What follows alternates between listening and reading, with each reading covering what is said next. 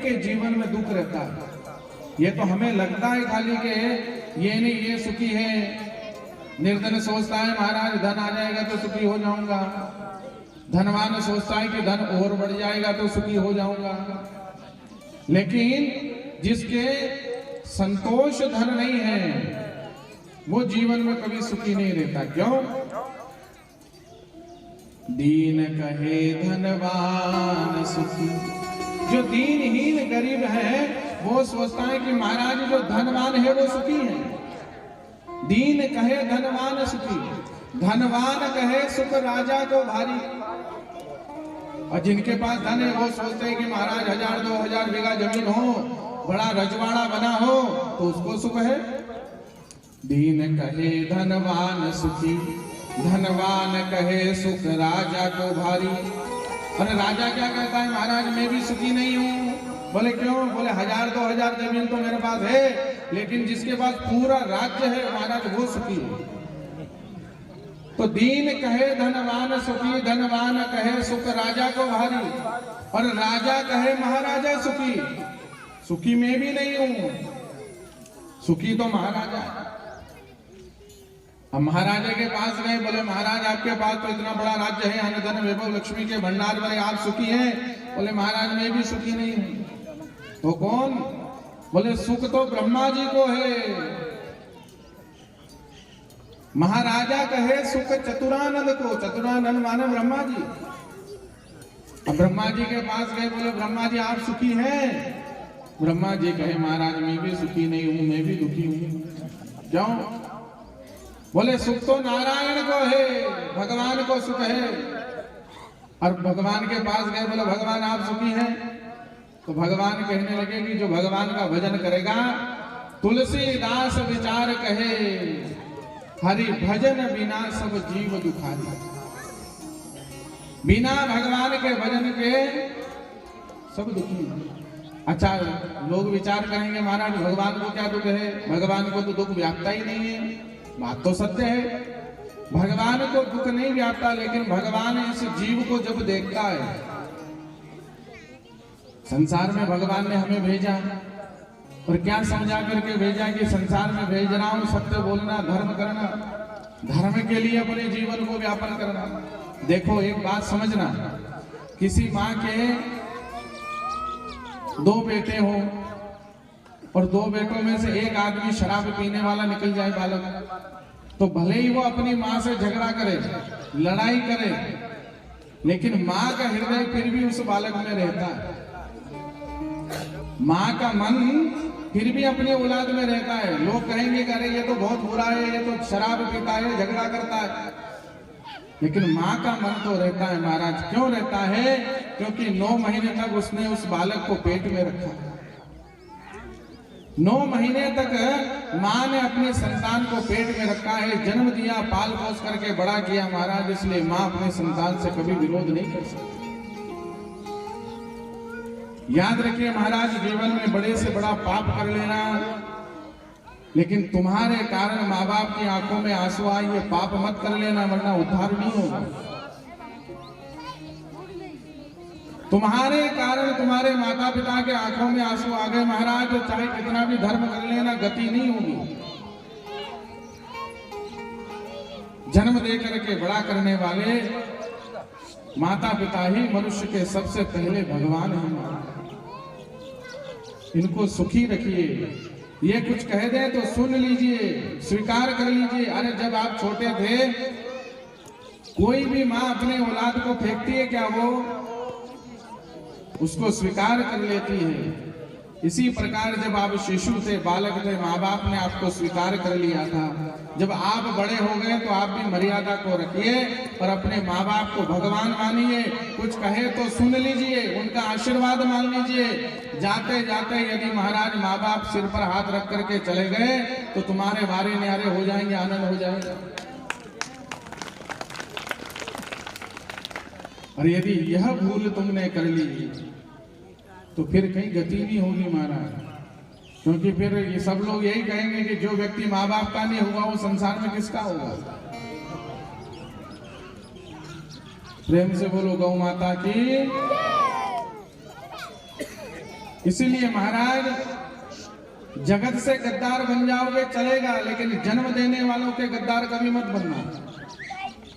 संसार में तुम यदि गद्दार बन भी गए तो चल जाएगा, लेकिन अपने जन्म देने वाले माता पिता से कभी गद्दारी मत करना, वरना कितने जन्म तक नाली के कीड़े बने रहोगे कोई नहीं जानता। आगे कहा कि आत्मदेव नाम का ब्राह्मण है, इसके जीवन में दुख था, 2 प्रकार के दुख थे। क्या क्या 2 दुख थे?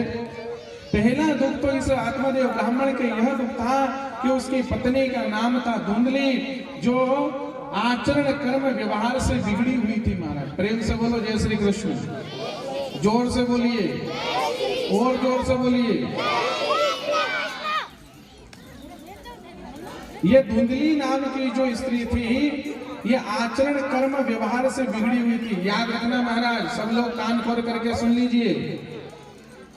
वस्त्र हम जो पहनते हैं ये मर्यादा के लिए पहनते हैं। कपड़े काहे के लिए पहनते हैं? जोर से बोलिए सब लोग, मर्यादा के लिए। और जिस मनुष्य में यदि मर्यादा नहीं हो वो पशु से भी गया देता है। और जिस व्यक्ति के अंदर मर्यादा नहीं हो, क्यों मैं क्यों कह रहा हूं ये मन ही मन में समझ जाना। जिस व्यक्ति के अंदर मर्यादा नहीं होती महाराज, वो बिना सींग का पशु होता है, चाहे स्त्री हो कि पुरुष हो। तो ये जो धुंधली थी क्या करती थी महाराज, सूर्योदय तक महाराज अपने घर में सोती रहती थी। 8:30-9 बजे तक उठती और उठ करके सीधा रसोई घर में गई, ना स्नान किया ना कुछ पूजन पाठ किया, सीधा जाकर के रसोई बनाई और पशु के समान खा लिया। मनुष्य को महाराज कभी भी बिना स्नान किए अन्न नहीं खाना चाहिए। क्या कहा मैंने? बिना स्नान किए चाहे कितना भी काम हो, बिना स्नान किए कभी माताओं बहनों को रसोई नहीं बनानी चाहिए और बिना स्नान किए किसी ने नहीं खाना चाहिए। अरे भाई पशु थोड़ी है,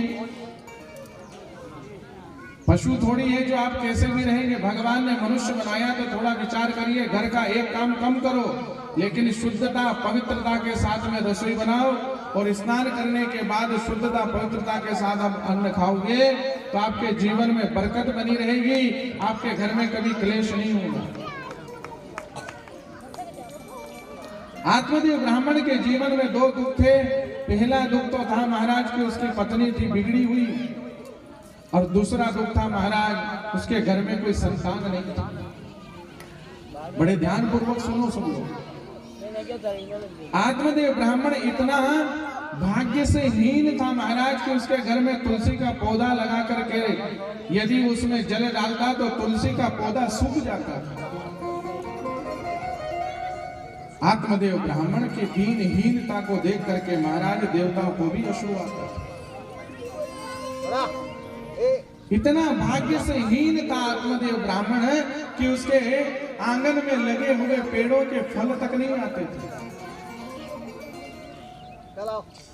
मनुष्य के जीवन में जब महाराज दुख आता है तो चारों तरफ से आता है।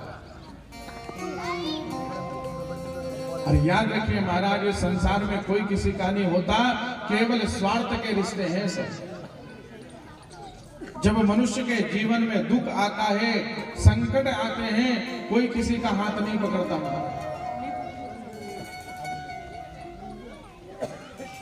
आत्मदेव ब्राह्मण मन से आहत हो गया क्योंकि गौ माता को लाकर के बांधता तो गौ माता के भी कोई बछड़ा या बछड़ी नहीं होती। एक दिन आत्मदेव ब्राह्मण ने मन में विचार कर लिया कि ऐसा बड़ा पापी हूं मैं, ना जाने कैसे पाप करके आया हूं, मुझे संसार में रहना ही नहीं है।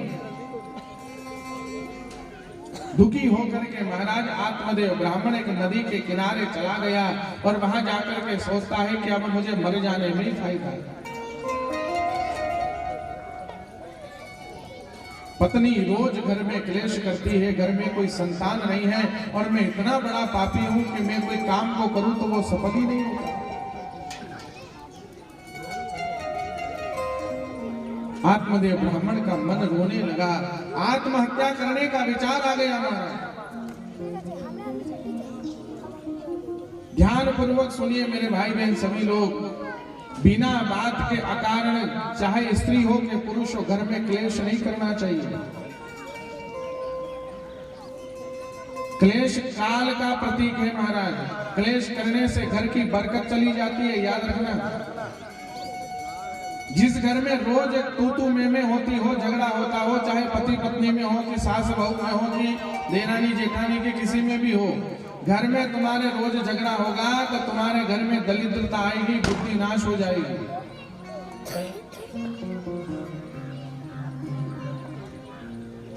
आत्मदेव ब्राह्मण दुखी हुआ महाराज। आत्महत्या करने का मन में भाव आ गया। मरने के लिए जैसे तैयार हुआ वहीं पर संत ने आकर के आत्मदेव ब्राह्मण को देखा तो देख करके कहने लगे, हे ब्राह्मण, अरे इतने बड़े सरोवर के किनारे खड़े हो, गिर जाओगे, मर जाओगे। संत की वाणी को सुनकर के आत्मदेव ब्राह्मण कहने लगा, महाराज मैं मरने के लिए ही आया। मरने के लिए आया? बोले हाँ। अरे ऐसा कौन सा दुख आन पड़ा जीवन में, ऐसे कौन सा संकटों का पहाड़ तुम्हारे ऊपर टूट गया जो तुम मरने के लिए चले हो? आत्मदेव ब्राह्मण कहने लगे, महाराज जीवन में जब से जन्म दिया है तब से मैं कष्ट ही दुख देख रहा हूं। एक दिन भी मैंने सुख और शांति का अन्न नहीं खाया महाराज, मैं जीवन से परेशान हो गया। संत ने देखा कि आत्मदेव ब्राह्मण दुखी है। महाराज इस आत्मदेव ब्राह्मण के सिर के ऊपर हाथ फेरा, संत ने नजदीक बिठाया और कहने लगे, देख ब्राह्मण, इस संसार में यश की आशा मत रखना। ये संसार कभी किसी को यश नहीं देता महाराज, चाहे तुम कितना भी भला किसी का कर लो। प्रेम से बोलो गौ माता की। संत भगवान कहते हैं आत्मदेव ब्राह्मण से कि हे ब्राह्मण, तुम जीवन में कितना भी किसी का भला कर लो, ये कभी यश नहीं देगा।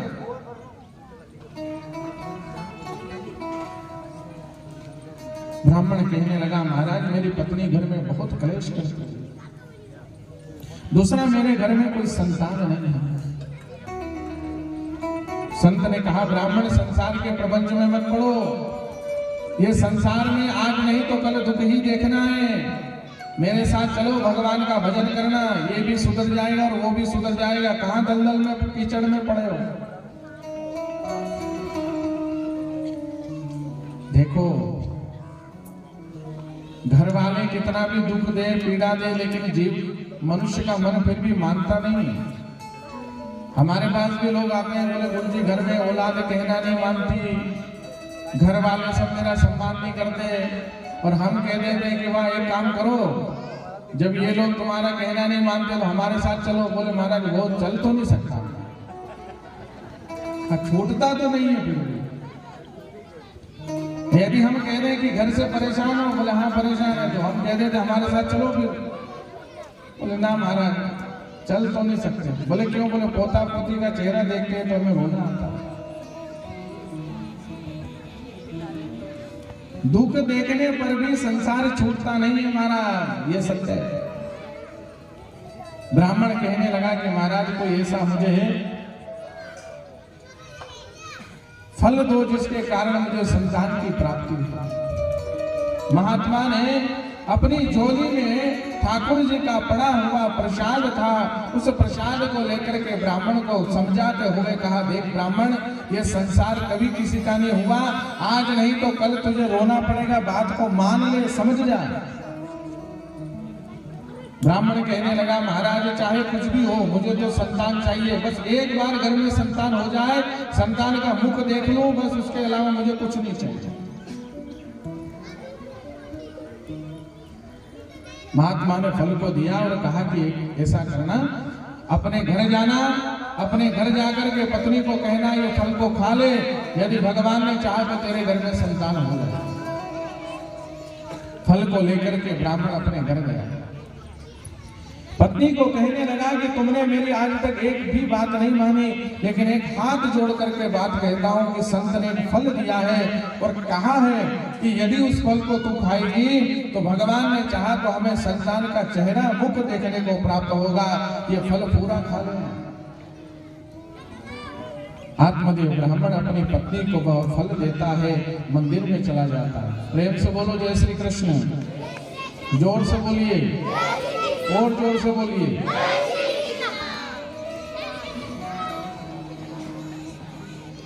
आत्मदेव ब्राह्मण ने वह फल अपनी पत्नी को दिया और महाराज मंदिर में चली गई।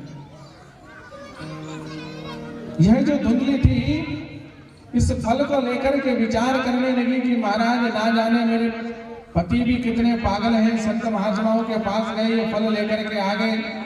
कोई फल खाने से संतान थोड़ी होती है, ये तो भगवान चाहे तो ही संभव है।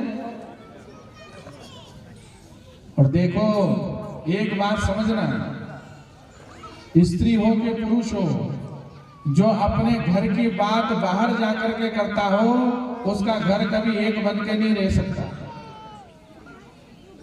जो अपने घर का न्याय दूसरों के पास जाके करवाते हैं, समझ लो कि वो कभी ज्यादा दिन तक एक चूल्हे की रोटी नहीं खा सकते। आप दो सगे भाई हो और कोई विवाद बन जाए तो बैठ करके समझ जाना, तीसरे के पास जाओगे तो विवाद बढ़ेगा, क्योंकि ये संसार में अच्छी राय देने वाले लोग बहुत कम है। हमारा ध्यान रखना, अच्छी राय देने वाले बहुत कम लोग हैं।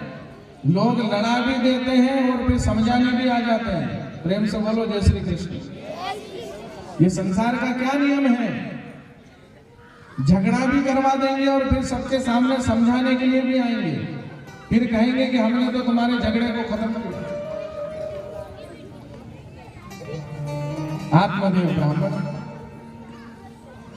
विश्वास था अपनी पत्नी के ऊपर, फल देकर के चला गया। और धुंधली की आदत थी,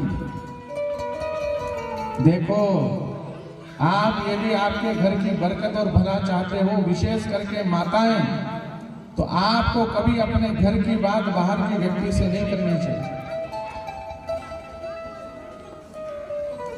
कभी भी अपने घर की बात कभी बाहरी व्यक्ति से नहीं करनी चाहिए, चाहे कितना भी बड़ा सगा हो तुम्हारा।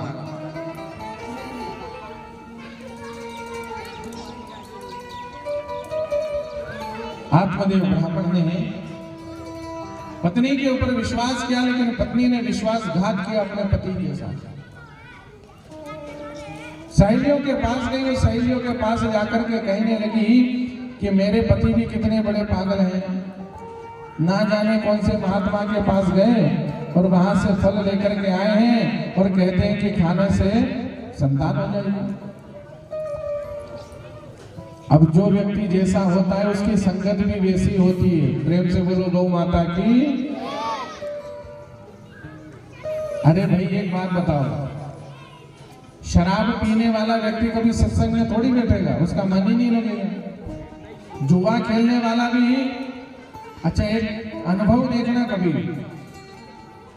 शराब पीने वाला एक आधा व्यक्ति कहीं बारात में आ जाए और गांव बिल्कुल नया हो, बिल्कुल नया, और जैसे बारात में उतरेगी शराब पीने वाला व्यक्ति भले ही मैं किसी को नहीं पहचाने, लेकिन फिर भी अपने बरादरी के लोगों को ढूंढ ही लेता है। वो ढूंढ ही लेगा कैसे भी करके। उसका ये राम जाने क्या मंत्र है इनके पास, और कहाँ मिलती है वो ठिकाना भी इनको मिल जाएगा। भले ही किसी से ना पूछे, अपने आप इनके पैदल चल करके पहुंच जाता है। जिस व्यक्ति की जैसी संगत रहती है उन्हीं लोगों के साथ वह बैठना उठना पसंद करता है। याद रखना, सत्संगी व्यक्ति होगा तो साधु ब्राह्मणों के पास बैठेगा, भगवान की कथा कीर्तन में बैठेगा। और पापी व्यक्ति होगा तो फिर निंदा चुगली करने वाले, शराब पीने वाले, जुआ खेलने वाले, झूठ बोलने वाले, चोरी करने वाले, इनके साथ बैठेगा।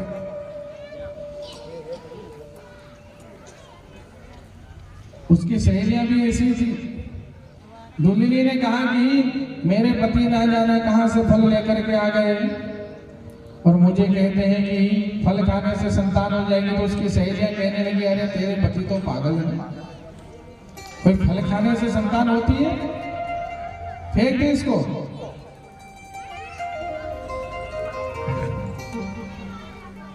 ये आज ज्यादातर घर इसीलिए टूट रहे हैं कि इंसान मनुष्य अपने घर वालों की बात को नहीं मानता, बाहर वाले व्यक्ति कहे तो फट से समझ में आ जाती है। प्रेम से बोलो जय श्री कृष्ण। माँ बाप कहते हैं कि देख बेटा इस रास्ते पर चलना मत, इस बात को करना मत, तो ध्यान ही नहीं देगा और कहेगा कि इनका तो रोज का बोलने का काम है। क्या कहेगा? ये तो रोज ही बोलते हैं। जबकि संसार में सब आपको गलत राय दे देंगे, आपके माता पिता और आपका गुरु आपको कभी गलत राय नहीं देगा। लेकिन मनुष्य को माँ बाप बोलते हैं तो जहर लगता है, कड़वा लगता है। किसी के माँ बाप यदि किसी औलाद को कुछ कहें तो ऐसा लगता है कि मानो वो जहर है, और बाहर के लोग उल्टा ज्ञान देते हैं तो फटाक से समझ में आ जाता है। और जब दुख आता है तब रोता माँ बाप के पास ही आकर के है। जब दुख आता है, पीड़ा आती है, तो इन्हीं माँ बाप के पास आकर के रोता है। लेकिन जब वो बात बताते हैं, सत्य समझाते हैं, तब समझ में नहीं आता।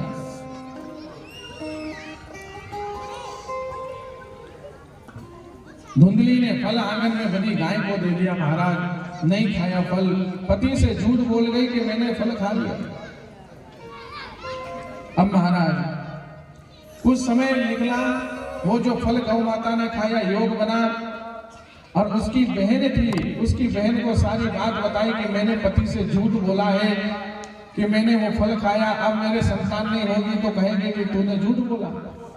उसकी बहन कहने लगी कि तू चिंता मत कर।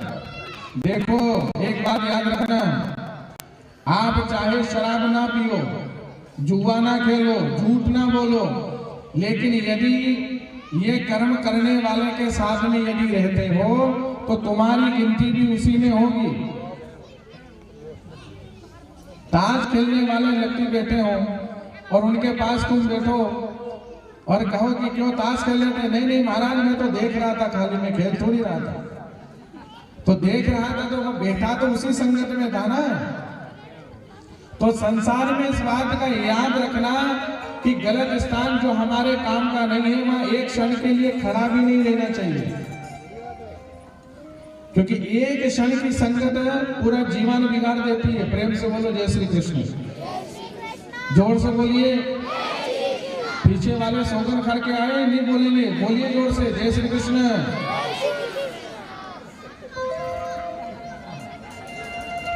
देखो मेरा ध्यान सबके ऊपर है। तो वह फल गौ माता को दे दिया महाराज। उसकी बहन ने कहा कि ऐसा करके मैं गर्भवती हूं और मुझसे जो बालक जन्म होगा वो मैं तुझे दे दूंगी और तू अपने पति से झूठ बोल जाना। ठीक है। अब धुंधली ने ऐसा ही किया, झूठ बोल गई कि महाराज मैं गर्भवती हुई हूं भगवान की कृपा से।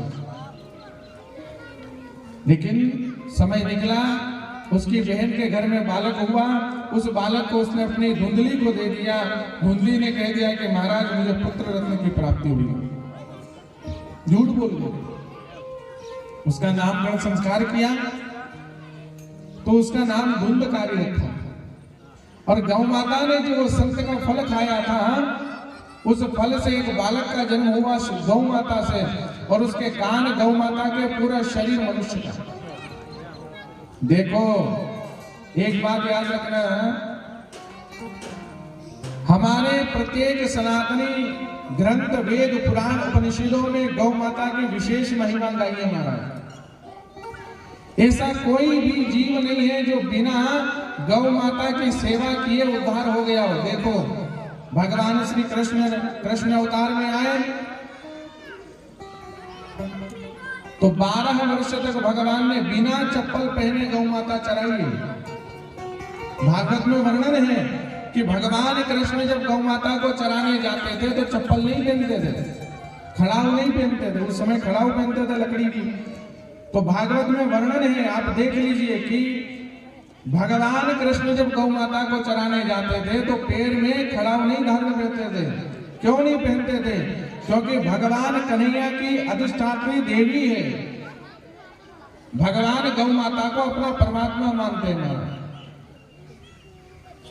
पहली बात, इतने संत ऋषि महात्मा हुए, किसी ने वेद शास्त्र उपनिषद को देख लेना, कोई संत ऐसा नहीं है जिसने अपने आश्रम में गौ माता ना रखी।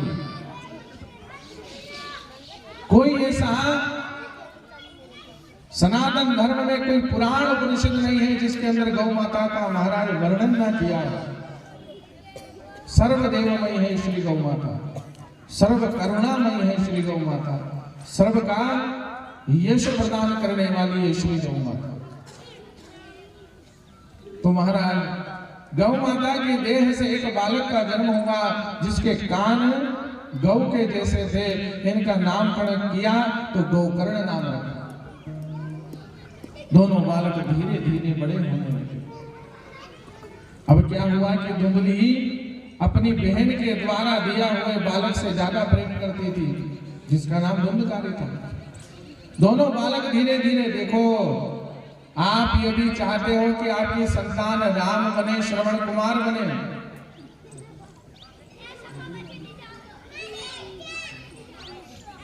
आपकी संतान राम बने, श्रवण कुमार बने, तो याद रखिए बचपन से संस्कार दीजिए, बालकपन से उसको अच्छे संस्कार दीजिए, वरना आपके कंधे के बराबर हो जाएगा, फिर आपकी सुनने वाला नहीं है। प्रेम से बोलो जय श्री कृष्ण। हम महाराज दोनों को संस्कार देने लगे, लेकिन बार बार धुंधली कहती कि अभी तो बच्चा है, अब भाई ब्राह्मण है, ब्राह्मण को तो सुबह जल्दी उठना पड़ता है, संध्या उपासना करनी पड़ती है, गायत्री जप करना पड़ता है, अध्ययन करना पड़ता है। तो धुंधली बार बार अपने बालक को कहती कि नहीं अभी तो बालक है, अभी सोने दो। ऐसे करते करते करते महाराज युवान हो गए और एक भी संस्कार नहीं सीखने दी, तो बड़े होने के बाद आचरण बिगड़ गए। ब्राह्मण का पुत्र होते हुए भी यह शराब पीने लगा, शराब पीने लगा। एक दिन आत्मदेव ब्राह्मण को पता चला कि मेरा बालक शराब पीने लगा। मन में बड़ा दुख हुआ, पीड़ा हुई महाराज, और फिर मन में विचार करता है कि मेरे जीवन में तो फिर वही दिन आ गए दुख। देखो संसार में यदि आपके तकदीर में दुख लिखा है तो चाहे कुछ भी कर लो तुम्हें दुख मिलेगा ही। प्रेम से बोलो जय श्री कृष्ण, जोर से बोलिए। आपके प्रारब्ध में यदि दुख लिखा होगा तो निसंदेह आपको दुख भोगना ही पड़ेगा। संसार का कोई व्यक्ति आपको सुखी नहीं कर सकता। आपको सुखी करेंगे तो आपके कर्म, आपको दुखी करेंगे तो भी आपके ही कर्म।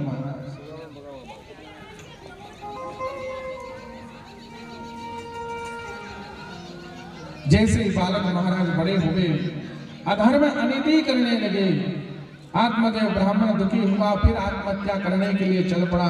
गोकर्ण जी महाराज ने कहा कि पिताजी ये तो संसार का आखिरी सत्य है कि कोई किसी का नहीं होता, सब स्वार्थ के कारण ही प्रेम करते। महाराज संसार में कोई किसी का नहीं होता।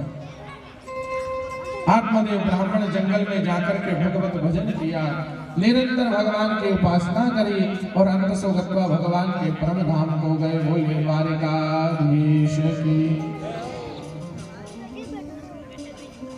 इधर महाराज जब धुंधकारी को पता चला कि पिताजी चले गए तो ज्यादा शराब पीने लगा। जिसके ऊपर भय नहीं होता है वो जल्दी बिगड़ जाता है। बोलिए गौ माता की। जिसको डर नहीं होता है या किसको कोई कहने वाला नहीं होता है वो जल्दी बिगड़ जाता है। अब धुंधकारी ने सोचा कि पिताजी तो चले गए, अब तो कोई कहने वाला है ही नहीं, अपने मन में आए जो करो। तो वह और ज्यादा शराब पीने लगा महाराज। गोकर्ण जी महाराज ने एक दिन अपने भाई को कहा कि इस प्रकार से शराब पिएगा तेरा जीवन नाश हो जाएगा। धुंधकारी ने गोकर्ण से झगड़ा कर लिया।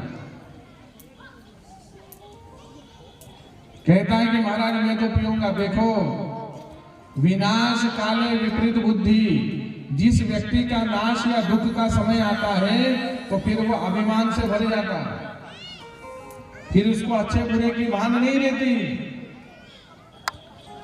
विनाश काले विपरीत बुद्धि। रावण का जब पतन आया तो कितने लोगों ने समझाया कि रावण मत कर,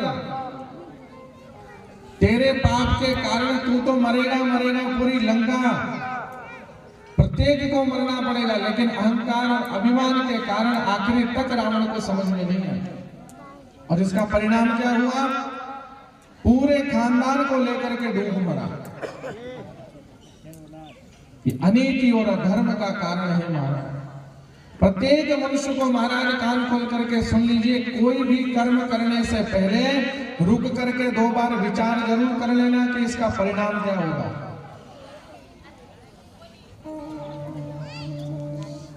इसका परिणाम क्या होगा। जीवन में कभी भी महाराज बिना विचारे कभी कुछ काम नहीं करना चाहिए। बिना विचारे जो करे सो पाछे पछताए, काम बिगाड़े आपनो जग में हो ये हंसा। बिना विचार के जो व्यक्ति कोई कर्म करता है तो कल जब काम बिगड़ता है तो काम भी बिगड़ जाता है और जगत में हंसी का पात्र भी बनता है। प्रेम से बोलो गौ माता की। इसीलिए सोच विचार करके ही मनुष्य को कोई कर्म करना चाहिए। शराब पीने लगा और महाराज एक दिन तो 5 स्त्रियों को ला करके घर में रख लिया।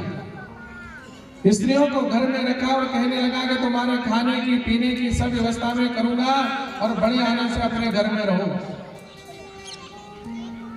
और किसी चीज की कमी नहीं आने दूंगा। जिस माँ ने पाल पोस करके बड़ा किया, धुंधकारी अपनी माँ से कहता है कि तू आज से इनका भोजन भी तू बनाएगी, इनके कपड़े भी तू धोएगी और इनकी सेवा भी तू करेगी।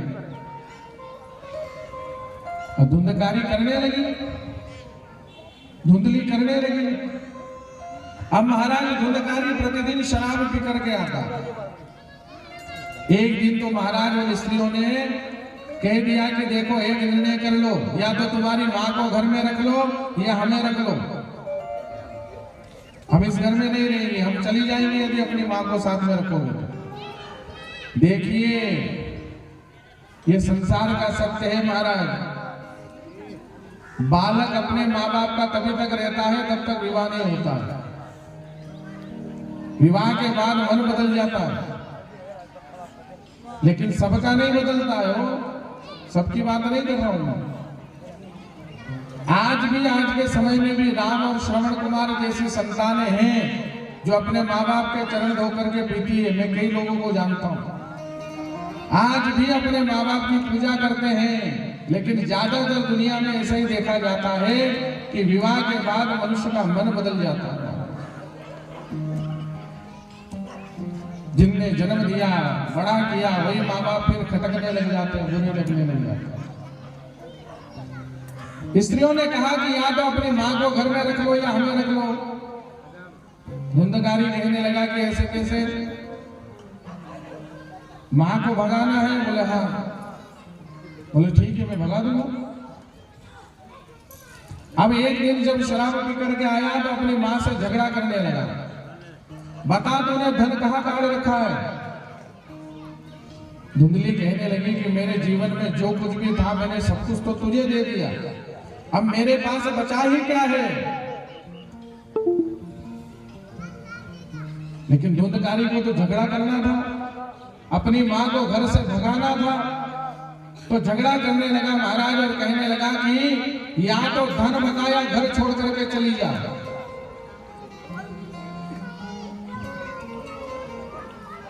ज्यादा मेरा मेरा मत करना हो। ये संसार में कोई वस्तु कभी तुम्हारी नहीं रही है। घर भी तुम्हारा तभी तक रहेगा कि तुम्हारी संतान तुम्हारे कंधे के बराबर नहीं होती। खूब घर को मेरा मेरा करते हो, और जब संतान बड़ी होती है तो उसी घर में अपने आप तुमको लगने लग जाएगा कि ये घर मेरा नहीं है। अब महाराज जैसे ही धुंधली को जब इस प्रकार वचन कहने लगा तो धुंधली समझ गई कि अब मेरा ये नहीं रहा, और रोने लगी। मैंने इस संतान के लिए अपने पति तक की स्वीकृति को नहीं दिया, कभी अपने पति की सेवा नहीं करी। इसी संतान के पीछे कभी मैंने अच्छा अन्न नहीं खाया, कभी मैंने अच्छा वस्त्र नहीं पहना, सब कुछ रखा अपने संतान के लिए कि ये सुखी रहे, और आज यही मुझे घर से बाहर निकलना। धुंधली महाराज घर से बाहर निकली और घर से आंगन में थोड़ी दूर पर एक कुआं था, उस कुएं में कूद करके अपने प्राण दे दिए। बोलिए कृष्ण कन्हैया लाल। अब तो महाराज धुंधकारी और पाप करने लगा। स्त्रियों ने सोचा कि इसकी मां तो मर गई। अब एक दिन कहती है कि देखो बहुत सारा धन ला करके दोगे तो ही हम तुम्हारे घर में रहेंगी, यदि धन नहीं दोगे तो फिर रहने वाले नहीं है। कहा धन भी दूंगा। एक राजा के यहाँ पर चोरी करने के लिए गया और राजा के यहाँ चोरी करके धन लेकर के आया और आकर के स्त्रियों को दिया। स्त्रियों ने सोचा कि ये चोरी करके आया है, राजा पकड़ लेगा तो ये भी मरेगा और हम भी मरेंगे, तो क्या करे, पुलिस को मार डालो। स्त्रियों ने बहुत सारी शराब पिला दी महाराज उसे, और इतनी शराब पिला दी, इतनी शराब पिला दी कि वो बेसुध हो गया। उसके गले में कपड़ा डाल करके पांचों स्त्रियों ने खींचा। जब वो नहीं मरा तो पास में चूल्हा जल रहा था, उस चूल्हे में अंगारे थे। स्त्रियों ने उसके मुंह को पकड़ करके फाड़ा और जलते हुए अंगारे भर दिए मुंह में। ये सब पाप का परिणाम है महाराज। जीवन में मैंने अभी कहा ना कि संसार में कोई पाप मत करना, वरना बहुत बुरा भोगना पड़ेगा राम। विशेष करके अपने माँ बाप की आत्मा मत दुखा देना, इतने बड़े पाप से तो बच ही जाना। जो कहे स्वीकार कर लेना, उनको अपना मानना और हर समय विचार करना कि इन्होंने दुख देख करके मुझे जन्म दिया, मुझे बड़ा किया। और कभी अपने माँ बाप से ये शब्द मत कहना कि आपने जीवन में मेरे लिए कुछ नहीं किया। आज की संतानें कहती है महाराज इसी बात, आज की औलाद कह देती है माँ बाप से कि आपने हमारे लिए किया ही क्या है। अरे भाई, जो तुम्हारा भाग्य है, तुम यदि इतने भाग्यशाली होते तो किसी धनवान के व्यक्ति के घर में जन्म लेते। सब अपने अपने भाग्य का खाते हैं महाराज, कोई किसी को नहीं देता है, कोई किसी को नहीं देता है, सब अपनी तकदीर का खाते हैं। अब तो महाराज मृत्यु के घाट मरा। धुंधकारी तड़प तड़प करके प्राण निकले, अधूरा मरा। और याद रखो, सर्प के डस से मरने वाला, अग्नि में जल करके मरने वाला, जहर खा करके या फांसी लगा करके मरने वाला, एक्सीडेंट में मरने वाला और गर्भ में मरने वाला गति नहीं होती इतने लोगों की। प्रेम से बोलो गौ माता की। राम नाम बोलो मने हरे राम, बोलो रे राम, नाम बोलो मने हरे राम, बोलो रे राम, बोलो मने हरे राम, बोलो रे राम, बोलो मने हरे राम, बोलो रे राम, नाम बोलो मने हरे राम, बोलो रे राम, बोलो मने हरे राम, बोलो रे राम, बोलो मने हरे राम, बोलो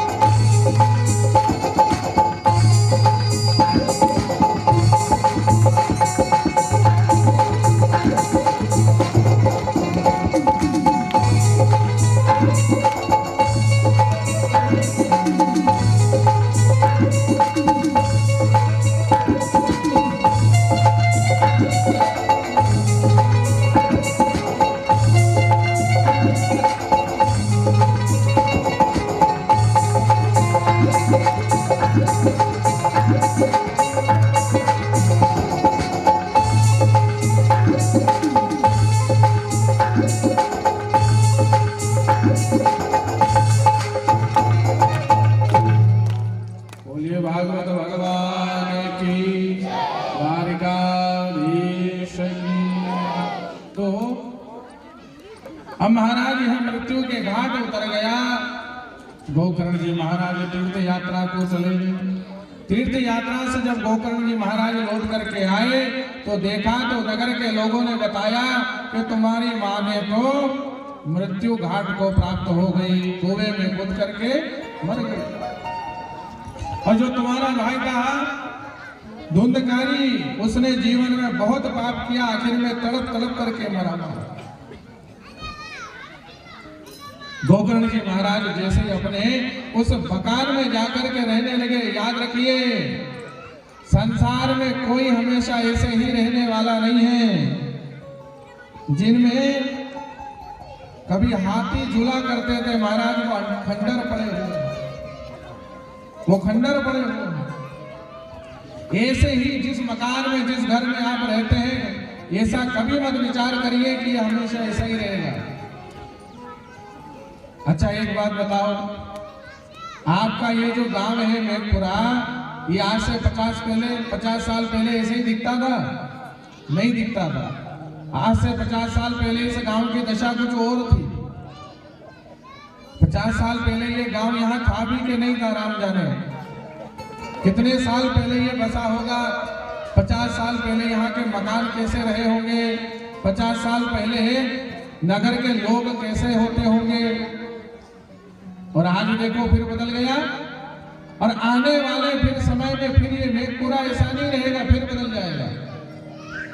समय परिवर्तनशील है महाराज। समय के साथ शरीर बदलता है, समय के साथ बुद्धि बदलती है, समय के साथ सारा परिवर्तन हो जाता है।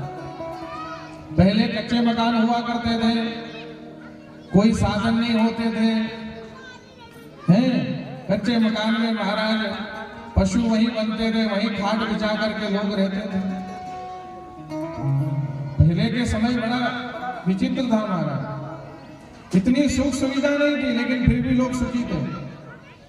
पहले इतनी सुख सुविधा नहीं थी लेकिन फिर भी लोग सुखी थे, और आज इतनी सुख सुविधा है फिर भी लोग दुखी हैं। क्यों दुखी हैं? बोले महाराज कथा में क्यों नहीं आते? बोले महाराज घोड़े दर्द करते हैं, घुटने दर्द करते हैं। कथा में क्यों आकर के नहीं बैठते? बोले महाराज कमर दर्द करती है। कथा में क्यों नहीं आते? बोले महाराज क्या करें, शुगर है, दिन में 4 बार खाना पड़ता है। पहले के लोग क्या खाते थे? बढ़िया सुंदर महाराज माखन खाते थे, घी खाते थे। और आज का मनुष्य क्या खाता है? जहर खाता है। बोलो गौ माता की। आज के व्यक्ति क्या खाता है? जहर ही खाता है। और जहर कहां से लाता है? खुद ही डालता है। कोई इस नगर में ऐसा व्यक्ति है जो ये कह दे कि महाराज मैं बिना दवाई गोली की फसल करता हूं? एक भी नहीं होगा। सब खाद और बीज, दवाइयां, तरह तरह की दवाइयां महाराज, तरह तरह के खाद, और उसी के कारण सब अन्न नष्ट हो जाता है। फिर उसके बाद क्या करते हैं? पहले की माताएं क्या करती थी? घट्टी जो होती थी, क्या बोलते थे? घट्टी बोलते ना। तो घट्टी के अंदर उसको पीसती महाराज। घट्टी में और चक्की में अंतर है। घट्टी में पीसा हुआ अन्न उसके गुण खत्म नहीं होते, और चक्की में जब पीसा जाता है तो उसके सारे गुण खत्म हो जाते हैं। पेट भर भले जाता है लेकिन उसका गुण कुछ भी नहीं है, ताकत कुछ भी नहीं होती। उसके बाद क्या होता था? पहले की माताएं महाराज कच्चे चूल्हे पर भोजन बनाती थी बढ़िया, और बर्तन जो होते थे वो मिट्टी के होते थे। बोलो गौ माता की। बर्तन गाय के होते थे, मिट्टी के बर्तन होते थे। घर घर में महाराज गौ माता रहती थी। आज गौ माता जैसे जैसे समय निकलता जा रहा है महाराज, वैसे वैसे कम होती जा रही है। दीपावली पर महाराज लक्ष्मी पूजन होता था तो नगर में गौ माता ही गौ माता दिखाई देती थी। उनको सुंदर मेहंदी लगाई जाती थी, उनका श्रृंगार किया जाता था। दीपावली लगती थी कि हाँ दीपावली है। और अब तो महाराज दीपावली लगती नहीं है, क्योंकि गौ माता की ही विशेष पूजन की महिमा है। गौ माता के बिना महाराज कोई दीपावली नहीं है। पहले का समय ऐसा था, सात्विक लोग थे। अच्छा एक बात और है, जितना छल कपट आज के लोगों में है उतना छल कपट पहले के लोगों में नहीं रहता था। पुराने लोग इतने छल कपट में नहीं जानते थे बेचारे, सीधे साधे सरल हुआ करते थे। पहले और अब में कहोगे गुरुजी क्या अंतर है? मैं बता देता हूं अंतर क्या है। पहले लोगों के मकान छोटे होते थे लेकिन मन बड़ा होता था। क्या अंतर था? पहले के मकान भले छोटे छोटे रहते थे लेकिन पुराने लोगों के मन बड़े होते थे। पहले दूसरों को खिलाते, बाद में खुद खाते। और आज के समय में क्या है? मकान तो हो गए बड़े बड़े और इनका मन छोटा छोटा हुआ। मन बड़ा किसी का नहीं है। पहले और अब में ये अंतर है। क्या अंतर है? कि पहले के लोगों का मकान छोटा होता था, मन बड़ा होता था, और आज के समय में मकान बड़े हो गए और मन छोटा हो गया। बताओ हुआ कि नहीं हुआ? और इसी कारण सब दुखी है महाराज। अब इस प्रकार जब गोकर्ण जी महाराज अपने घर में विश्राम करने लगे तो देखा कि अलग अलग रूप बना करके एक राक्षस आ रहा है, हाथ में जल लेकर के जल छिटा और कहा कि तू कौन है? कहने लगा कि महाराज मैं तुम्हारा भाई हूं, अकाल मृत्यु से मरा हूं, आत्मा भटक रही है, मेरी मुक्ति का साधन करो। गोकर्ण जी महाराज ने कहा कि देखो, पाप कर्म करके मरने वाले व्यक्ति की गति नहीं होती। चाहे तुम गया जी जाओगे, हरिद्वार जाओगे, कहीं जाओ, जो व्यक्ति अपने जीवन में पाप करके मरा होगा उसे निश्चित भटकना पड़ेगा और नरक भोगना पड़ेगा। गोकर्ण जी महाराज ने कहा कि तुम्हारी मुक्ति का साधन करूं, लेकिन मैं गया में श्राद्ध करके आया हूं, तुम्हारी गति नहीं हुई। धुंधकारी कहने लगा महाराज मैं इतना बड़ा पापी हूं कि जीवन पर्यंत मैंने इतना पाप किया है कि गया जी श्राद्ध करने से मेरी गति नहीं होगी। तो कैसे होगी? बोले महाराज ये तो आप किसी से राय लीजिए। गोकर्ण जी महाराज ने सूर्य नारायण भगवान की उपासना करी। भास्करेण सितायातम साधने प्रतिबांधये मानसो जन्य रूपाय महते जन्मता गति। सूर्यनारायण भगवान से प्रार्थना करी और कहा कि हे भास्कर भगवान, इस संसार में पाप करके मरने वाले व्यक्ति की गति कैसे होगी, मार्गदर्शन करिए। अब महाराज सूर्यनारायण भगवान ने उनको उपदेशात्मक रूप से कहा कि हे गोकर्ण जी, तुम्हारा भाई जो है पाप करके मरा है, इसी के कारण इसको भागवत की कथा सुनाइए। बोलिए भागवत भगवान की, भागवत की कथा सुनाइए। अब महाराज सुंदर संतों को बुला करके 7 दिवसीय कथा का आयोजन हुआ। उस कथा के अंदर 7 दिवस तक महाराज श्रीमद् भागवत कथा ज्ञान गंगा की रसधारा बही और 7वें दिन पितरों के लिए जो कथा की जाती है उसमें एक 7 पेड़ी का बांस लगाया जाता है। जो पूर्वजों के लिए कथा होती है उसमें एक 7 पेड़ी का बांस लगाया जाता है। जिस आत्मा, देखो एक बात याद रखना, यहां कथा चल रही है तो ऐसा मत सोचना कि आप और हम ही हैं केवल। कथा से पहले इसलिए प्रत्येक नगर के जितने भी देवी देवताओं को निमंत्रण दिया जाता है। सारे देवी देवता कथा पांडाल में विराजमान होते हैं। 4 धाम, सब तीर्थ, पुण्यदायिनी नदियां, सागर सब विराजमान हैं। पहली वस्तु। दूसरी वस्तु, प्रत्यक्ष और अप्रत्यक्ष से दिखने वाले और ना दिखने वाले कितनी शक्तियां भ्रमण करती हैं जहां भगवान की भागवत कथा चलती है, जिनको हम आंखों से देख भी नहीं सकते, ऐसी शक्तियां भी जहां भागवत चलती है वहां भ्रमण करती हैं।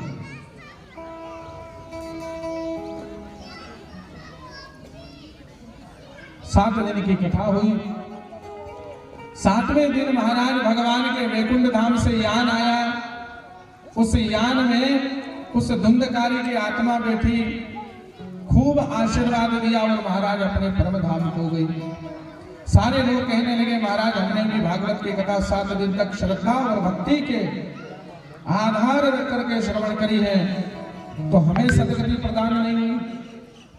देखो भागवत की कथा कल भी कल्याण करती थी, आज भी कल्याण करती है और जब तक संसार रहेगा जब तक भगवान की कथा कल्याण करेगी। पर जैसा विधान भागवत में बताया है, जो आचरण व्यवहार और जो मर्यादाएं एक श्रोता और वक्ता के लिए कही है कि क्या मर्यादा रख करके कथा सुननी चाहिए, कहनी चाहिए, वैसी रख करके कोई करे तो आज भी भागवत मनुष्य के सदगति देने में सामर्थ्य है, आज भी उद्धार करती है। इस प्रकार महाराज बड़े आनंद और उत्साह के साथ में सारे लोगों ने पुनः कथा का श्रवण किया। अंत सो गत्वा भगवान के धाम से यान आया। सारे जीव उसमें बैठे, संसार के आवागमन के चक्रों से छूटे, रोग दोष जितना भी क्लेश इत्यादि कर्म था सारे निवृत्त हुए और सब के सब भगवान के धाम हो गए। आगे सूत जी महाराज कहते हैं स्वर्गादि ऋषियों प्रथम दिन की कथा में ये 6 अध्याय में कथा का महत्व है और महत्व के बाद में कथा के नियम बताएं। देखो जो व्यक्ति चाहते हैं कि इस कथा में मेरे पूर्वजों की गति हो, तो जहां इस नगर में कथा चल रही है तो प्रत्येक देवता का आह्वान हुआ है। अपने घर में पितरों के नाम का दीपक कर सकते हो। आसन में नियम बना करके व्रत रख करके 7 दिन की कथा सुनते हो, उससे पुण्य मिलता है। निरंतर बिना विघ्न डाले और 7 दिन एक भी दिन बिना खंडित किए यदि एक आसन पर बैठ करके आप कथा सुनते हैं, एक आसन का तात्पर्य है कि अपने घर से आसन लेकर के आप उसी आसन पर जब तक कथा सुने जब तक बैठे रहे, बीच में उठे नहीं, उससे आपकी कथा का पूर्ण फल प्राप्त होता है। एक समय व्रत रह करके भी आप भगवान की कथा सुन सकते हो। और सारे नगरवासियों मैं आपको पुनः अवगत करा दूं कि यह कथा धर्ममय देवमय श्री गौ माता के सेवार्थ के लिए की गई है। इसलिए इतना सौभाग्य आप सबको मिला है कि बस पूछो मत। भगवान की बड़ी असीम कृपा है सांवरिया की कि आपके नगर में इतना सुंदर आयोजन हो रहा है। और दो चीजें हो रही है महाराज, तुम्हारे उद्धार का भी हो रहा है, तुम्हारे 21 पीढ़ी की कल्याण की जिम्मेदारी मैं लेता हूं, क्योंकि भागवत में वर्णन है कि जो व्यक्ति गौ और गोपाल की कथा एक साथ श्रवण कर ले, गौ और गोपाल के लिए धर्म कर दे महाराज, उससे बड़ा भाग्यशाली संसार में कोई नहीं हो सकता। इसलिए 7 दिवस तक आपको निरंतर संसार के देखो, जब तक है संसार जीवन में फुर्सत काम से मिलने वाली है नहीं। समय निकालो और समय निकाल करके भगवान की कथा में आओ, श्रद्धा भक्ति के साथ भगवान की कथा श्रवण करो। और जितना जिसको भगवान ने सामर्थ्य दिया है उस सामर्थ्य, देखो एक बात समझना, हम डॉक्टर के पास गए और अगर यहाँ कोई बात पूछे कि महाराज तुमको धर्म करना है, कहेंगे गुरुजी स्थिति परिस्थिति नहीं है, आज तो ऐसा बोलोगे आप। लेकिन डॉक्टर के पास गए, डॉक्टर ने कहा कि ऑपरेशन करना पड़ेगा, 1.5 लाख रुपया काउंटर पे जमा कराओ, इसके पश्चात ही तुमको एडमिट किया जाएगा। तो वहां फिर कहोगे कि महाराज हमारी श्रद्धा नहीं है, वहां डॉक्टर को बोलोगे कि हमारी श्रद्धा नहीं है 1.5 लाख की, वहां तो कहोगे कि सर बस आधा घंटा रुकिए, अभी व्यवस्था किए लेते हैं। भगवान की कथा में, धर्म में, गौशाला में, देखो याद रखना, संसार में हम में से कोई सदैव रहने वाला नहीं है, लेकिन ऐसा संसार में कर्म करके जाओ कि यदि हम आज शाम को ही यदि चले जाएं तो जगत और दुनिया के लोग कहें कि ये व्यक्ति चला तो गया लेकिन जाने से पहले बहुत कुछ करके गया है। धर्म करके जाइए, गौशाला के निमित्त अपने सेवा को देकर के जाइए, तुम्हारी आने वाली संतान याद रखेगी कि हमारे बाप दादा ऐसे थे जो इस गौशाला में इतना करके गए थे, इनकी बदौलत है कि आज इतना कुछ हो रहा है। धर्म करने वाले व्यक्ति को याद रखा जाता है महाराज। अनीति अधर्म करके राक्षसों के समान जीने वाले का कोई औचित्य नहीं, ये भी बिगड़ गया और वो भी बिगड़ गया। और भाग्यशाली तो मैं तब कहूंगा आपको कि आप सनातन हिंदू धर्म में जन्म हुआ है आपका, और सनातन हिंदू धर्म में आप किसी भी महापुरुष को उठा करके देखो महाराज, वो गौ से जरूर जुड़ा हुआ है, अपने जीवन का परित्याग कर दिया महाराज, एक क्षण के लिए विचार नहीं किया और गौ माता के लिए अपने प्राण न्यौछावर कर दिए। तुमसे प्राण तो कोई नहीं मांग रहा है, तुम्हारे पास जो धन है उस धन का सदुपयोग करो महाराज। गौ माता की सेवार्थ के लिए लगाओ राम। शरीर धन सदैव रहने वाला नहीं है, ये तो विषी है जो राज करती है महाराज, कभी कहाँ जाने से पहले अच्छा कर्म करके जाइए और ऐसे नींव रख करके संसार में जाइए जो आपके जाने के बाद भी आपको याद रखा जाए। तो नियम बताए महाराज, आज कथा का प्रथम दिवस था इसलिए कलश यात्रा और इसमें विलंब हुआ। कल ठीक समय पर 12 बजे भागवत की आरती होगी और कथा प्रारंभ हो जाएगी। आप सबसे बार बार पुनः निवेदन करता हूं कि आप लोग जितने भी यहाँ पर आए हैं और बाहर मेरी जहां तक भी नगर के लोगों के कानों में आवाज पड़ रही है, तो समय निकल जाएगा महाराज, काम साथ में आने वाला नहीं है। ये 7 दिन का भगवान ने अवसर दिया है तो अपने जीवन का सदुपयोग कर लेना। अधिक से अधिक कथा में, संख्या में कथा में आप लोग पधारना। आइए आज की कथा को मैं यहीं विश्राम देता हूँ भगवान के शरण में। 2 मिनट के लिए भगवान का नाम का कीर्तन करेंगे, सबको गाना और ताली बजाना।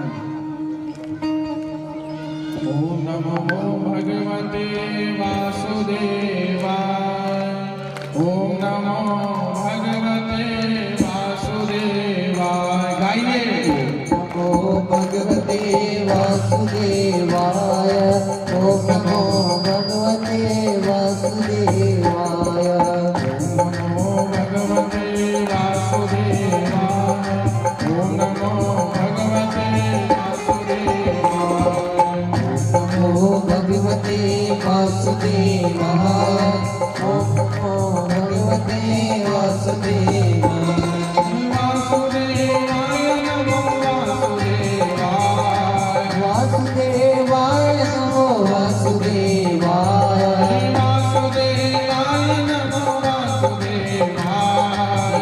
वासुदेवाय नमो नंदनाय वासुदेवाय नमो वासुदेवाय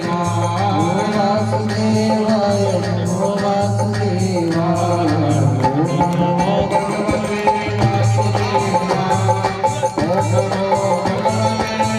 वासुदेवाय नमो भगवते वासुदेवाय ओम नमो भगवते वासुदेवाय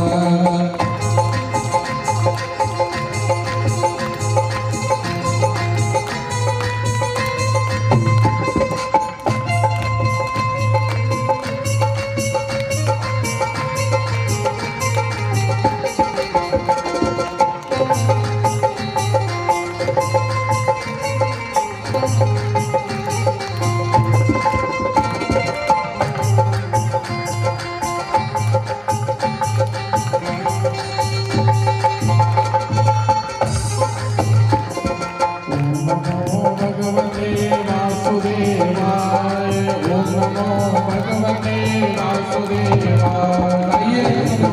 भगवते वासुदेवाय ओम नमो भगवते वासुदेवाय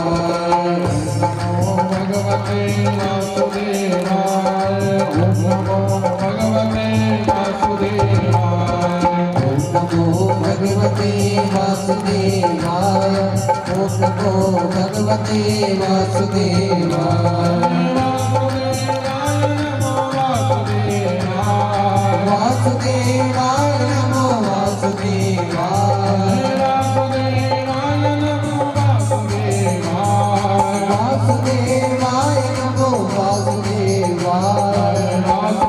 वासुदेवाय नमो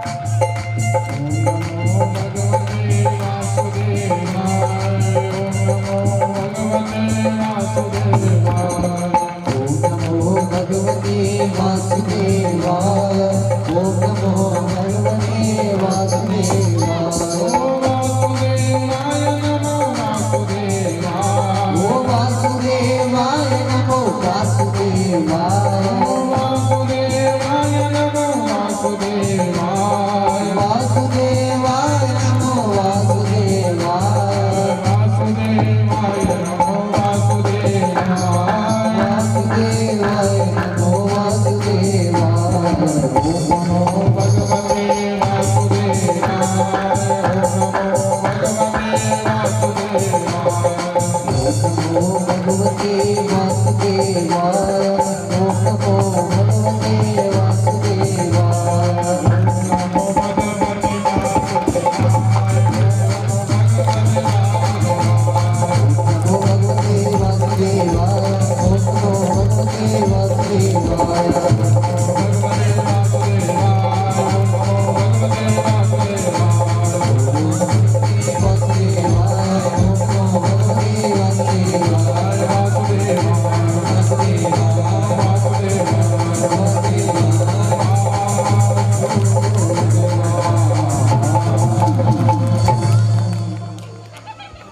ध्येयं स्वामतिविन्दये महाभयं ज्ञानस्तयो मनिमायं देवसो ब्रह्मायन्दं विनयो मतिवान्वये सच्चिदानन्दरूपाय विश्वोत्पत्त्यादिहेतवे पापत्रये विनाशाय श्रीकृष्णाय वयं नमः कृष्णाय वासुदेवाय हरे परमात्मने प्रणतक्लेशनाशाय गोविन्दाय नमो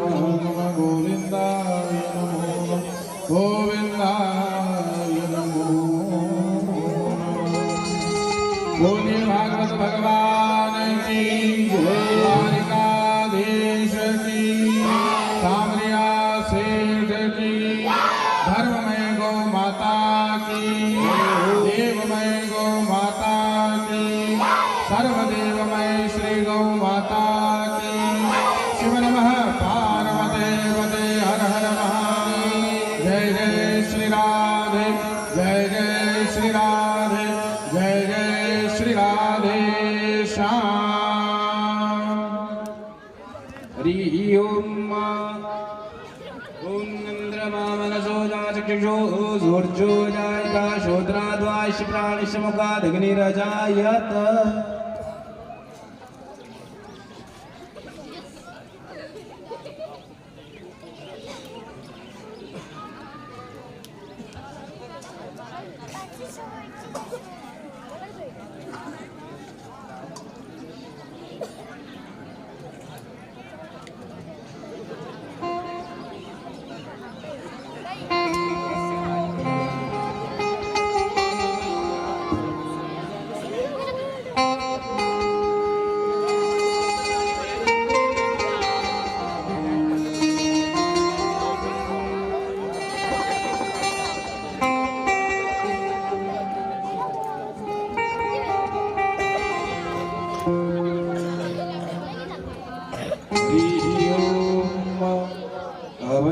अवन्तिकायां वेदावतारं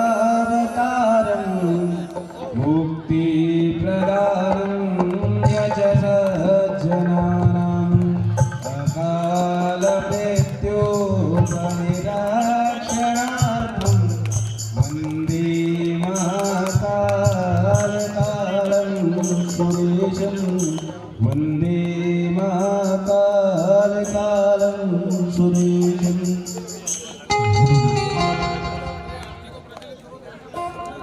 सभी माता बहनों से निवेदन है कृपया अपने अपने स्थान पर खड़े हो जाएं। श्रीमद् भागवत महापुराण की आरती होने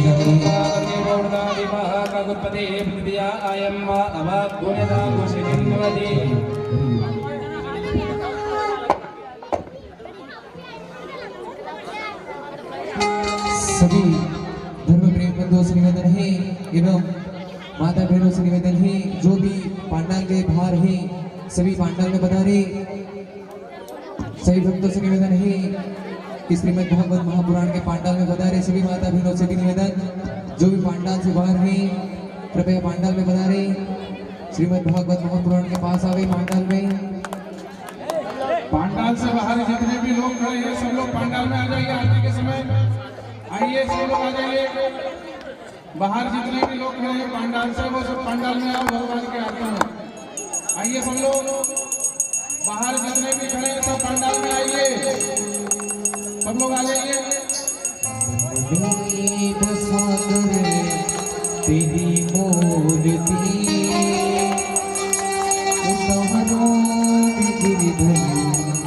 तेरी आरती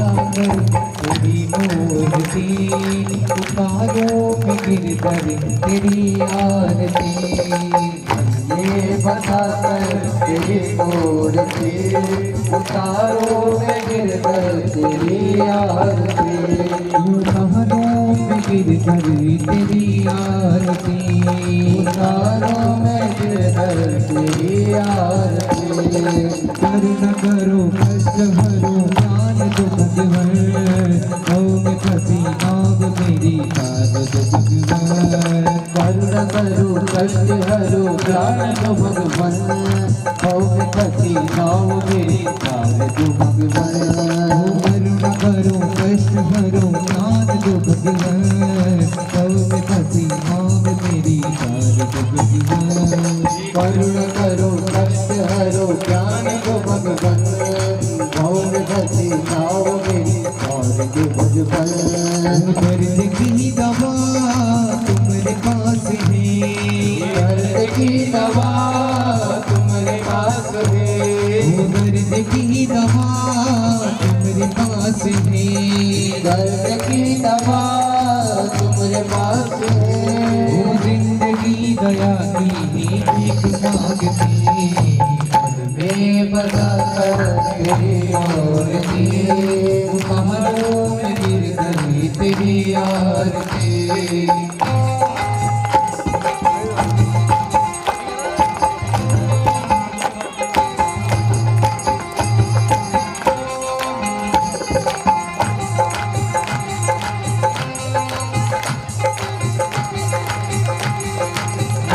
तुझसे क्या यही पूछूं भगवान, जिंदगी जब तेरी नाम तुझसे क्या यही पूछूं भगवान, जिंदगी जब तेरे नाम करी अर्पण। मांग तुझसे क्या यही पूछूं भगवान, जिंदगी जब तेरे नाम करी अर्पण। मांग तुझसे क्या यही पूछूं भगवान, जिंदगी जब तेरे नाम की अर्पण। सब कुछ तेरा कुछ नहीं मेरा, सब कुछ तेरा कुछ नहीं मेरा, सब कुछ तेरा कुछ नहीं मेरा, सब कुछ तेरा कुछ नहीं मेरा। वो चिंता है तुझको प्रभु संसार में, मन बता तेरी ओर दे, उतारो गिर तेरी आरती।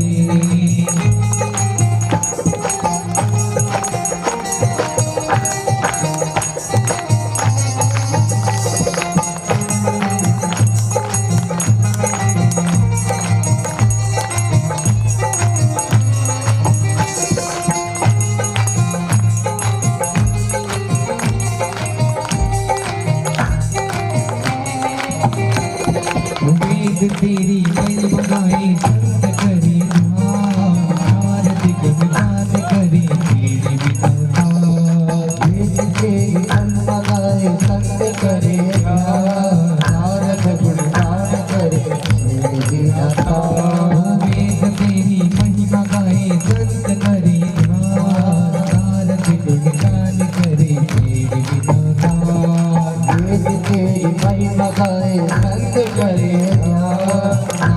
गुणगान करे तेरे भक्त तेरे द्वार करते पुकार, भक्त तेरे द्वार करते पुकार, भक्त तेरे द्वार करते पुकार, भक्त तेरे द्वार करते पुकार। दास अनिरुद्ध तेरी गाए आरती, मैं बता तेरी ओर दे, उतारो में गिरधर तेरी आरती, उतारो में गिरधर तेरी आरती, उतारो में गिरधर तेरी आरती, उतारो गिरधर तेरी आरती।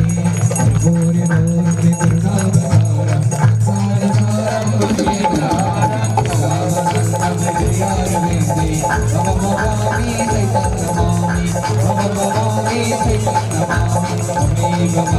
पिता त्वमेव त्वमेव बन्धुश्च पिता त्वमेव, त्वमेव वेदान्तरं त्वमेव, त्वमेव सर्वं त्वमेव देव, त्वमेव सर्वं त्वमेव देव, त्वमेव सर्वं त्वमेव देव। हरे राम हरे राम हरे कृष्ण हरे हरे, हरे राम हरे राम हरे हरे, हरे कृष्ण कृष्ण कृष्ण हरे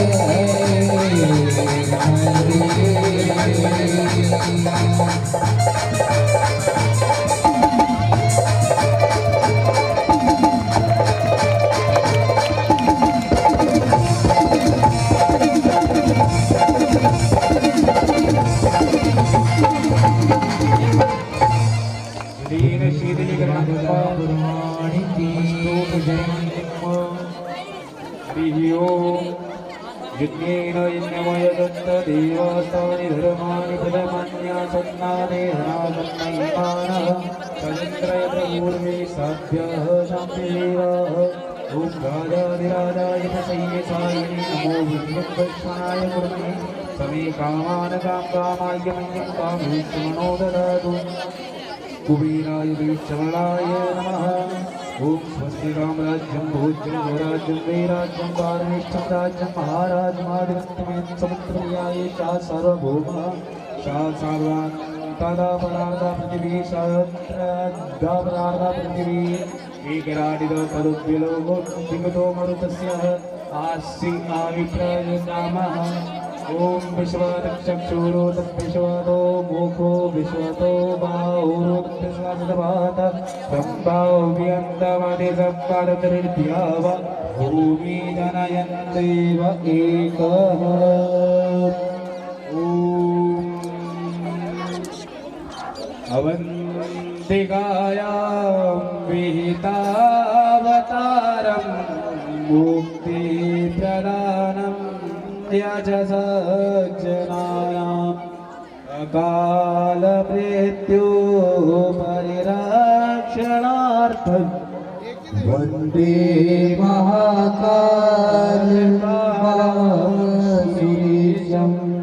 वन्दे महाकालकालं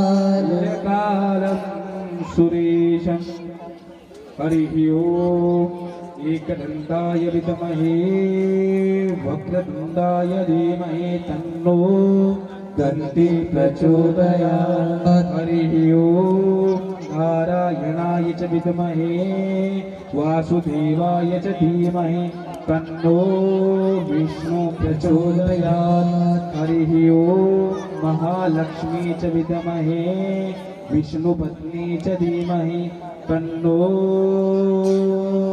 लक्ष्मी प्रचोदयात् हरिः ओम् नन्दनन्दनाय च विद्महे यशोदानन्दनाय च धीमहि तन्नो कृष्ण प्रचोदयात् हरिः ओम् वृषभानुजाय च विद्महे कृष्णप्रियाय च धीमहि तन्नो श्रीराधा प्रचोदयात् हरिः ओम् भास्कराय च विद्महे दिवाकराय च धीमहि तन्नो सूर्य प्रचोदयात् हरिः ओम् श्री तुलसी च विद्महे विष्णुप्रियाय च धीमहि च विद्महे विष्णुप्रियाय च धीमहि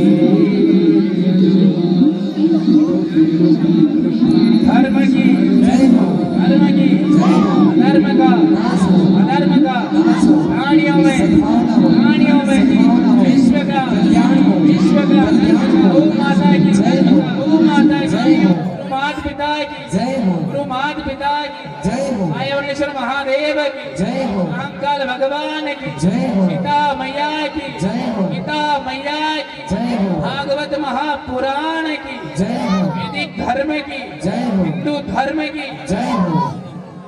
महादेव शंभो हरि ओम अवंतिकायावतारं